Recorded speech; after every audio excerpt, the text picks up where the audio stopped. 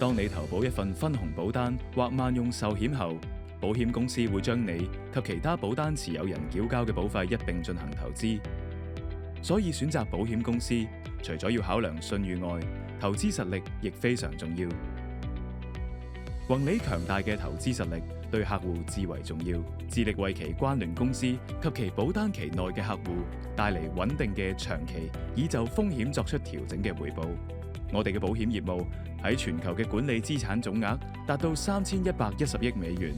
全球投資足跡包括北美、拉丁美洲、歐洲、亞太地區及中東。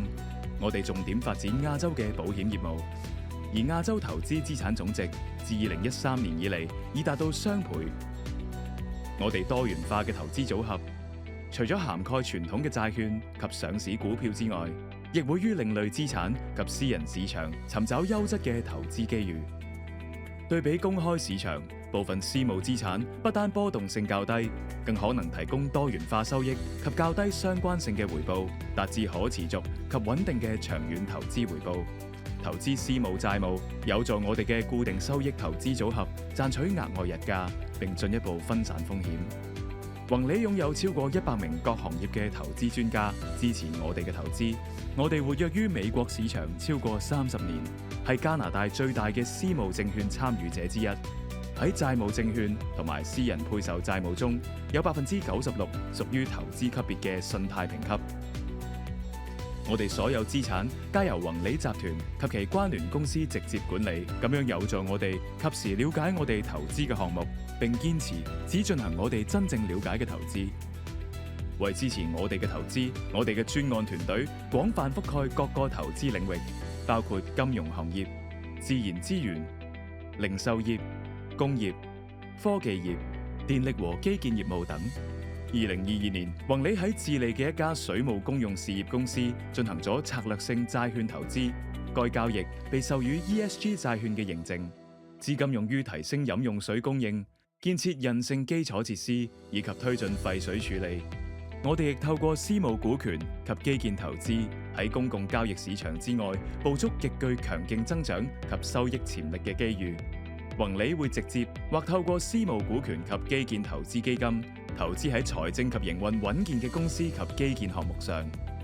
我哋嘅投資遍佈世界各地，並由不同嘅基金經理以多元化嘅投資策略管理，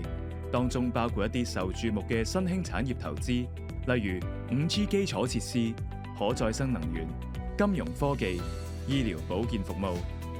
2017年，宏利完成咗一項關於國際學校組織嘅股權共同投資，喺全球具有韌性嘅教育領域進一步擴展投資活動。宏利更為其保險業務活躍參與於全球嘅房地產投資項目。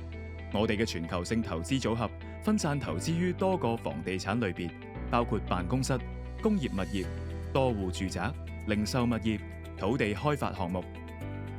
喺亞太地區，我哋嘅物業投資遍佈整個地區，而近期嘅里程碑包括喺澳洲嘅辦公樓預購，喺澳洲、越南及韓國嘅物流投資組合或預購，以及日本嘅核心多戶住宅項目同埋預購。早於2015年，我哋率先喺香港收購樓高21層嘅甲級商業大廈，並命名為宏利大樓，成為首批進駐東九龍新核心商業區嘅先驅。一直以嚟，農地投資享有與傳統資產相關性甚低嘅投資表現。2017年，我哋喺澳洲南部收購咗約1800公頃農田，並發展成種植優質杏仁嘅果園。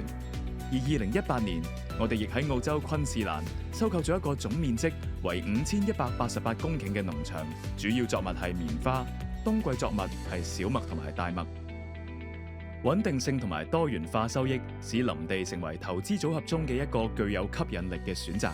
因此喺2023年，宏利喺亞洲作出一筆林地投資，為亞洲首宗保險業進行嘅林地投資。宏利亦非常重視 ESG 嘅投資策略，一直致力推動綠色及可持續發展投資項目。宏利承諾喺2035年前，將範疇1同埋範疇2嘅絕對排放量減少40%，並於2050年前實現淨零排放。我哋亦會繼續設計解決保單持有人需求，並促進可持續未來嘅產品。我哋嘅可持續投資組合相比2019年增加咗75%，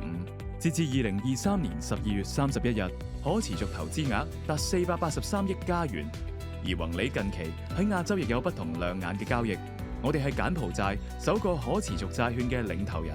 該債券由柬埔寨唯一本土移動網絡營運商發行。此外，我哋通過一支根據第9條設立嘅基金，投資於可持續亞洲債券資產。宏利擁有務實嘅財務同埋風險管理、與時俱進嘅投資理念，以及強大而且經驗豐富嘅投資管理團隊。我哋所管理嘅多元化而優質嘅投資組合，讓客戶得到保障，安枕無憂。